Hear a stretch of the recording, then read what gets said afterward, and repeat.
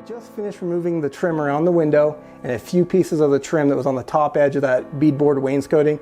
I had to stop what I was doing, grab the camera so I can show you this. Sorry about jostling this around so much, but just bear with me. You see this right here? This paint line? That's where the trim sat, and like that. And that paint line right there, this is oak right here. And this trim that was on top of it, it's oak as well.